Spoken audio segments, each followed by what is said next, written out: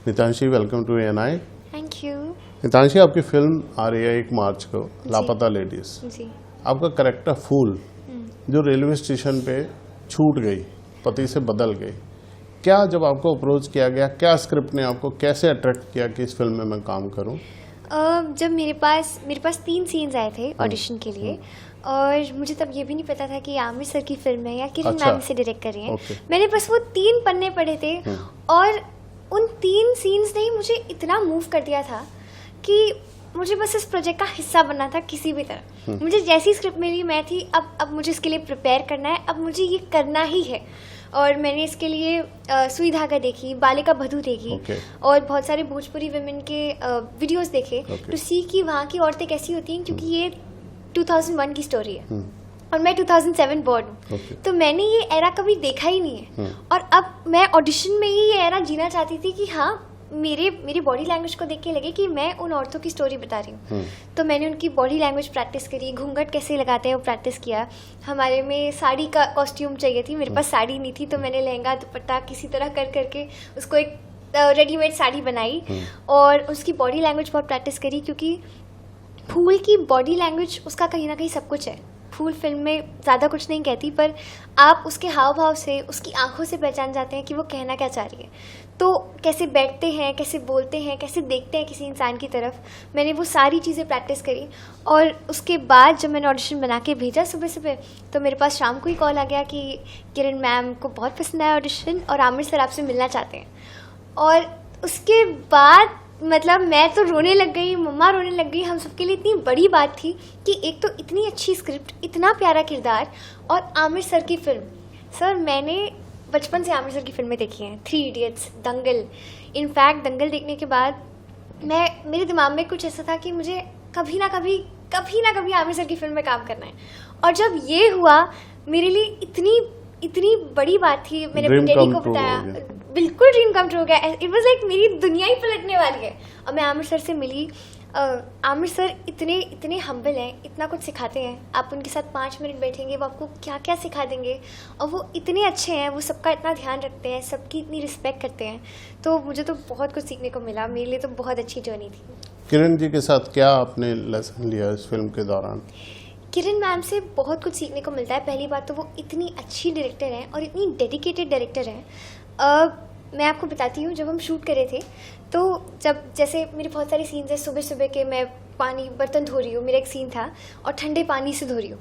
तो तब शिरडी में बहुत ठंड थी उस वक्त, I think almost 10 degree 11 degree, और मैंने कुछ थर्मल वर्मल भी नहीं पहने थे, साड़ी में एकदम जैसा लोग एकदम रॉ एंड रियल रखा था। तो किरण मैम की आदत है, वो कभी अपने एक्टर्स को वो उनसे पहले करती हैं, कुछ भी करती हैं। उन्होंने पहले ठंडा पानी देखा कि कितना ठंडा है, क्या मेरे एक्टर्स इसमें शूट कर पाएंगे, क्या वो कंफर्टेबल होंगे। मैम हर एक एक्टर के लिए इतना सोचती हैं। किसी भी एक्टर को कोई प्रॉब्लम होती थी डायलॉग याद करने में या कोई सीन उनको ना समझ आए, तो मैम बैठ के करके दिखाती थी और फिर एक्टर से निकलवाती थी। तो मैम इतनी डेडिकेटेड थी। आई थिंक मेरे हिसाब से वो सबसे हार्ड वर्किंग इंसान थी उस वक्त शूट पे। वो सबका एक A to Z, चाहे फिर वो डायरेक्शन हो, चाहे फिर वो DOP में कैमरा वर्क हो, चाहे फिर वो पोस्ट प्रोडक्शन हो, प्री प्रोडक्शन हो, बहुत डेडिकेटेड थी मैम। और मेरे लिए तो मैम मम्मा जैसी थी। अगर मम्मा दूर रहती थी मुझसे सेट पे, तो वो मेरा ध्यान रखती थी हर वक्त कि नितांशी हर वक्त एकदम केयर में रहे और नितांशी को कुछ ना हो। तो ma'am is like the best director I ever worked with. हमने आपकी फिल्म देखी है, आपका जो किरदार है फूल जी, वो भले ही वो रेलवे स्टेशन पे छूट गया, बदल गई, उसमें कभी असहायपन नहीं लगा। उसने उस परिस्थिति से लड़ने की जो प्रेरणा, वो जज्बा जो स्क्रिप्ट में आया, वो किस तरह से था? उसके लिए आपको क्या ब्रीफ किया गया था? जब मैंने वो सीन्स भी पढ़े थे तो मैंने एक चीज़ समझी थी कि फूल के अंदर एक वो होप है और वो स्टार्टिंग से लेके एंड तक है फिल्म में।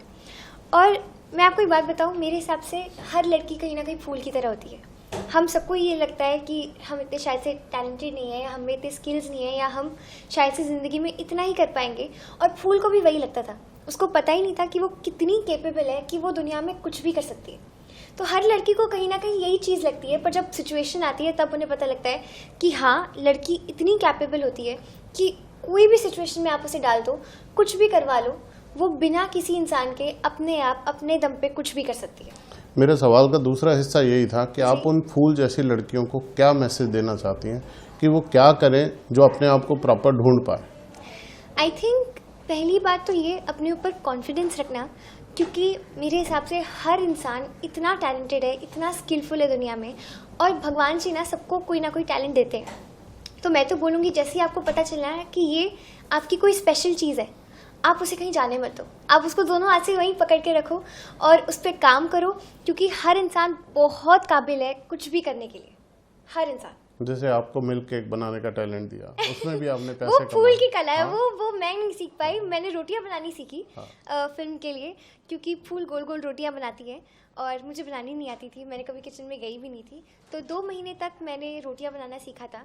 पहली रोटी मेरी जल गई थी, दूसरी में छेद हो गया था, पर धीरे धीरे करके फूल की वो कला सीखने में मुझे थोड़ा टाइम लगा, पर मैंने किया था। और जो मंजू ताई ने पैसे दिया आपको, जी। मंजू माई ने पैसा दिया, जी जी, तो भी आपके रिएक्शन बहुत अच्छे थे। थैंक यू, बहुत बहुत शुभकामनाएं, ऐसे ही you. आप अच्छे काम करते रहे। Thank you so much. Thank you.